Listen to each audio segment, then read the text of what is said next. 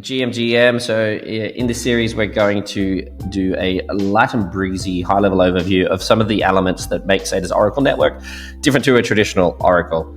And as the name might imply, in network, we have a totally different design primitive that really flips oracles on their head from the way that traditional oracles work, which we would go into, and we'll talk all about that through this series. But the TLDR is that we built our own legacy Oracle and realized that they don't scale. They require deployments to new chains, complete infrastructure redeployment. So basically anything that you had to use for one chain, you then have to redeploy that to other chains. That means writing new smart contracts in different languages. It means audits, time, money, which is why traditional oracles really don't scale, and they require things like proof of traction to make it worth their while to go to new networks. SEDA was designed with all of that in mind, and the kind of bottom line of the design thinking was, how do we build an oracle that can horizontally scale to any network and can give developers access to any data that they need on the day that they need it, right? And so these are challenges that legacy oracles can't solve. So we had to build a new Oracle system, and that system is SEDA, and it's a programmable Oracle network. Let's start in the middle of the network, shall we, with the SEDA chain. And I am not an Excalibur maxi, but here we have SEDA chain. It's a layer 1 built on the Cosmos SDK. So what's the point of having your own blockchain as an Oracle network? So the SEDA chain acts as a data checkpointing sort of layer and a storage layer for data. In every block, you have data batches, and within every data batch, you have the data results from the ongoing or inbound requests that have been happening. And they live inside those data batches, and then anybody who wants to query any data on the SEDA chain can do so. So once data lands on the SEDA chain, it's accessible from all the other networks that are integrated into the SEDA chain, and we'll talk about how they integrate a bit later.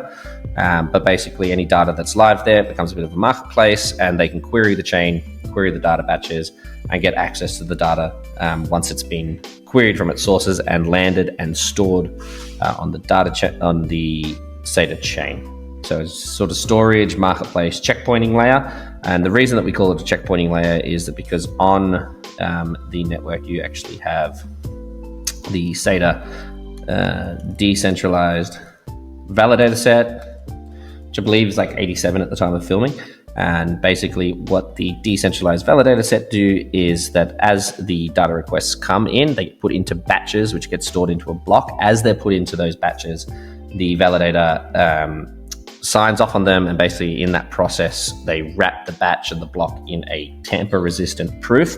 Now, why is that important? It's because if you just have data sitting unwrapped with this tamper-resistant proof, if you like, then when they're relayed by our solver network back to the network that needs it, essentially that solver could manipulate the data. So we kind of wrap it in this protection, this cryptographic protection, which stops the solvers from being able to manipulate data in transit from the SEDA network to whichever destination network. And then we have a thing called a proof of contract, which we'll speak about also, which decrypts the cryptographic proofs and then makes that data digestible on the decentralized, on the network that's receiving the data. So the TLDR here is the SEDA chain is the kind of data housing, storage, and checkpoint layer for data, and it sits in between the different parts of the network. So at the bottom we have the overlay nodes and the data providers, and they're responsible for the execution of data requests. And then above the SEDA chain, in this Excel drawer that I'm working on now, we'll have our solver network proof of contracts and obviously the data consumers. So it's kind of in the middle, and it separates the inbounds from the execution and then back. Alrighty, so part 2. Let's discuss integrations to new networks. Cool. So basically, to integrate to a new network, a traditional Oracle would have to redeploy their infrastructure, as we discussed. As SEDA operates on a data request intent-centric model. A lot of words. What does it mean? Basically, what it means is that in between the SEDA chain and any other network, we have a decentralized solver network. What's a solver? Solver is essentially a little bot that is designed to solve things. And in the case of SEDA, that is solving the problem of communicating data requests coming from a network to the SEDA chain and sending the data results back from the SEDA chain to the other network. So it's a little bot that's basically like a ferry between a mainland and an island. and it takes the data request, sends it to SEDA, takes the data results, sends it back to the network, and it takes a little compensation for doing so. So they live in the middle here. But how do they communicate to chains? Well, basically, as everybody knows, because we've said it a million times, any chain can access SEDA. And how do they do that? They do it through this little bad boy here, which is called a prover contract, right? So this is the basic integration setup of SEDA. You would deploy this here prover contract to your chain, and it's available. It will be made available in Rust, Go, Move languages, Sway, Solidity, any blockchain network that's required. It lives on the network to which it is deployed, and it's kind of like the front door for communication to the solver network. So basically, once you have a prover contract on your network, you can then issue a data request, which is picked up by the solver network, and then it is relayed from the solver network to the SEDA Layer 1 chain, which we'll talk about Oracle programs and how you can customize your data request. But as we were saying before with the storage layer, basically any of the data that's available or that's live on the SEDA chain and in its batches can be queried if you have the prover contract and the decentralized solver network. So as soon as that's there, you have access to all the SEDA data that's live on the SEDA chain. And then basically that data is then shared with the decentralized solver network. And then the decentralized solver network will share that back through the prover contract. Now, as I was saying before, our data batches are wrapped with tamper-resistant proofs and signed off with cryptographic proof through the validator set that lives on the SEDA chain, so that the decentralized solver network cannot manipulate the data as it's in transit. This prover contract is able to undo those tamper-resistant proofs, if you like. They can unwrap the cryptographic proof on top. And then once it goes through the prover contract, it passes those proofs that the data has in fact come from SEDA, and then that makes it available on the network up here. And once it's available on the network, any of the protocols that are on that network can digest that data. So this is basically the TLDR, the high-level view of how we integrate to any chain. Deploy a prover contract in any language, connect it to the solver network, start querying data that's on the SEDA chain. What are Oracle programs? So Oracle programs, in my humble opinion, are SEDA's greatest USP and arguably the greatest differentiator from traditional oracles, in that the Oracle program is what allows developers to access any of the data, any data that they need from any of the sources from which they require that data. Now, this is different from legacy oracles because they basically hand you a set menu and they say, these are the data feeds that are available on your network. So they're not the full suite of data feeds that they have, potentially. And they say you can have these price feeds or these liquid restaking feeds, and that's about it. Now, if you look at most people's catalogs, there's very limited feeds in the grand scheme of how many feeds you probably need for all the tokens that exist, for all the RWAs that exist, for all the dynamic behaviors that exist, for all the in real life events that exist. There are so many data feeds that need to be coming on chain to really build applications that make sense. Cool. So how do you flip that script? How do you break away from this kind of menu idea like your Chainlinks, Bits, and Redstones do, where they say, here are the feeds that you can access on your network, and that's basically it. Well, SEDA does designed for Oracle programs, which if you've ordered a pizza from, I don't know, Domino's, for example, you essentially will get the gist, because you order your pizza based on, this is the base that I want, these are the sauces, these are the toppings, these are how I want it cooked, and this is the address that I want you to deliver it. You pay for it, boom, it happens, and the pizza magically turns up on your doorstep. In the SEDA Oracle programs that live, I actually think they're stored in the WASM library, but we'll draw them here. In your Oracle program, you basically, high level, you define three things: what data you want, which sources you want queried, and how you want it returned. Now, of course, there's actually so much more that you can put into an Oracle program, or custom parameters that you can think of. So, for example, you could build an Oracle program that monitors corporate actions for RWAs, and basically you would scrape a bunch of news sources and they would monitor for news events. And when that news event, such as a stock split, happens, it would go through, it would trigger a request through SEDA, and then it would pass that information to the proof of contract, which would trigger a smart contract on a network, which could trigger a dynamic RWA asset to represent the stock split that has taken part in the real life. Just as an example, but basically anything that you can think of can be done, and all the kind of use cases depend on what you're actually trying to do, whether it's with AI, RWAs, DeFi, dynamic LTVs. There's so many things, and they all live on these little Oracle programs here. Cool. So let's expand one of our Oracle programs, and we say Oracle program, which you can define what data, where you want it, how you want it, and then here is like custom parameters, right? So those are kind of like what lives in the Oracle program, and you deploy those to the SEDA chain. And once you have that deployed to the SEDA chain, it lives there, and as a data request comes through that matches the ID of the Oracle program, so your chain and protocol will have its own data request ID, and if that matches the Oracle program, basically that Oracle program is activated to then execute the data request as you had it defined. So this is practice how you flip the script on these are only feeds that are available, and this is the way that they function. So saying to the developer, you tell me what you want, where you want it, how you want it, and any of the custom parameters, and we'll make sure that your data, your Oracle feed is executed as you need it. And this basically allows developers to create whatever they want, because they can build they can build use cases for applications as opposed to building applications for use cases.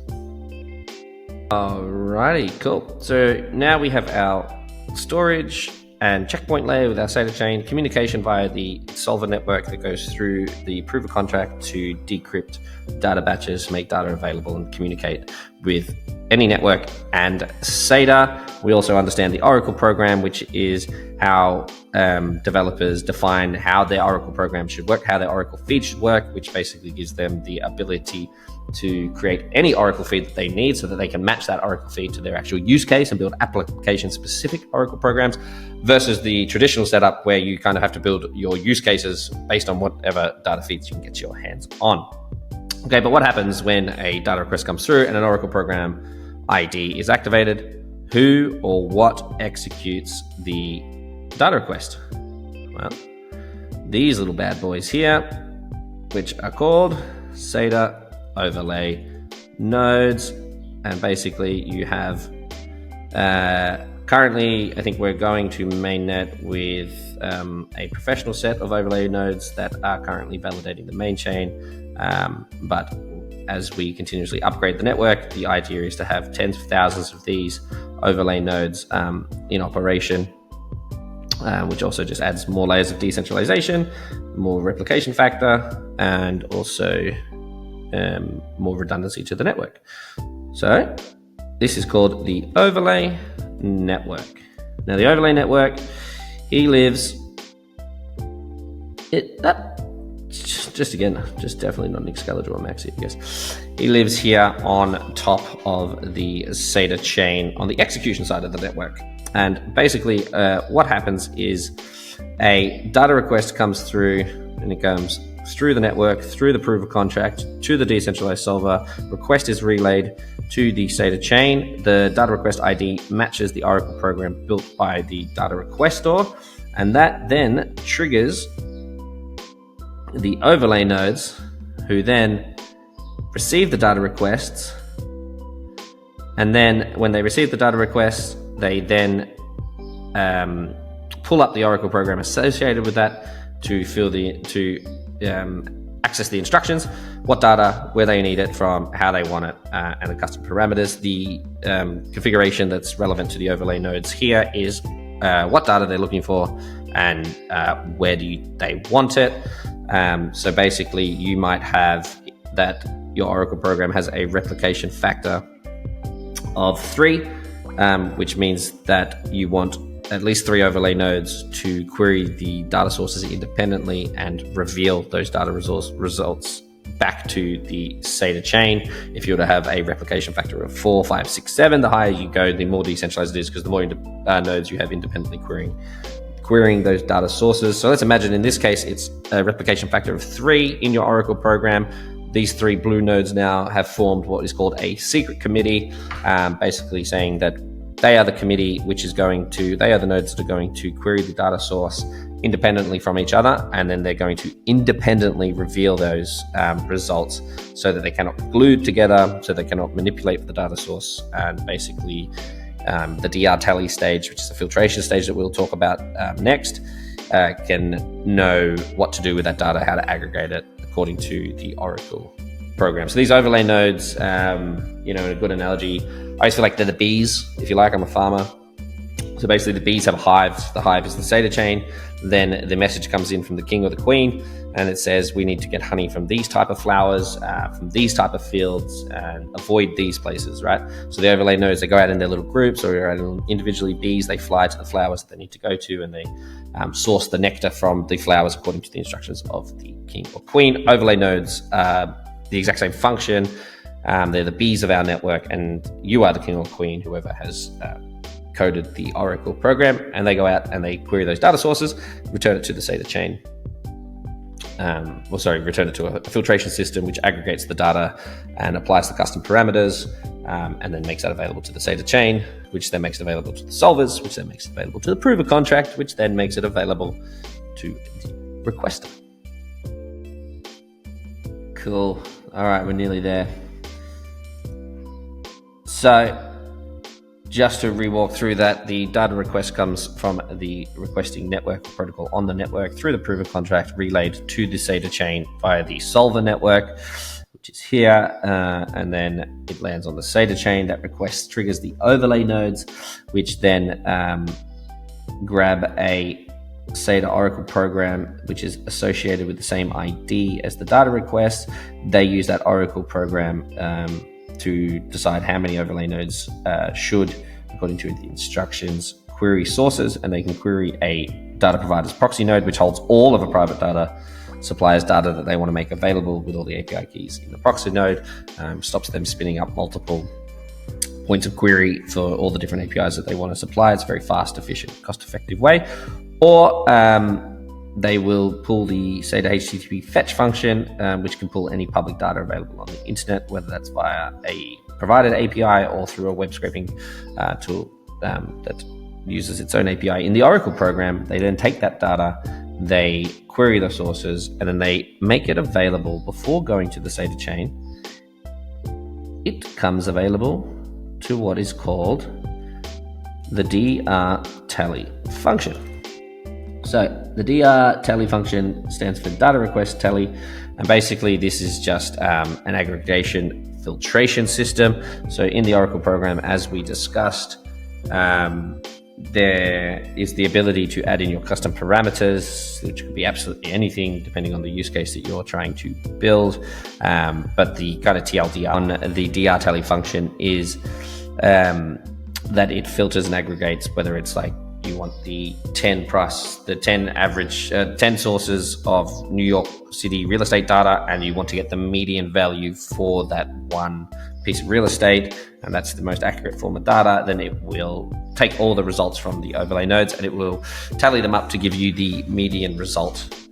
So basically what it's doing is it's following your how should the data be returned instructions, and then it goes via the DR tally function back to the SEDA chain, where it's then put into its data batch. Once it's in the data batch, it goes into a block. Once it's in the block, that is, once it's in the batch, it's signed off by the decentralized validator set here, made available to the solver. The solver then relays it back to the network via the prover contract. So this is essentially how the SEDA network operates, and to just do a full circle to where we started, your traditional oracles have to redeploy their infrastructure. So you can see that there's a lot of infrastructure here that would be building. Imagine having to redeploy that, retest it, rerun it, change the languages, run audits.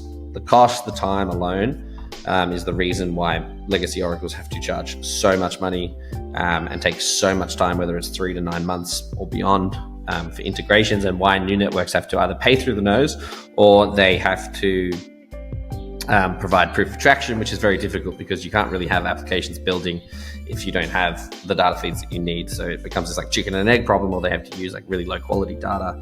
It's unsafe, it's not secure. And basically we mitigate all that, and we created a development friendly environment, because basically they can have the proof of contract deploy it themselves even to their network in any language. They connect that up to a decentralized solver network, and then once they have that, they can start building their own Oracle programs. They can take from as quick as 97 seconds for a basic price feed, or they could be 30 minutes for some like complex RWA feeds. They could be half a day, depending on how complex and how big you're building it. The point is, they're minutes, not months. It doesn't take months to deploy these things. So once you have your Oracle program on there, you can basically start sending those data requests through for the feeds that you need. And as we always say, the TLDR, the big takeaway here, is that people can actually just build the application that they want to build, knowing that the Oracle feed, the data feed that supplies life to their application, is achievable, because they can just build it themselves in minutes, not months, on the SEDA network. And we are going live to V1 mainnet 3 or 4 weeks from now. Very exciting times, because that marks the start of a completely new primitive for oracles, and it starts the wave of innovation. Limitless application development.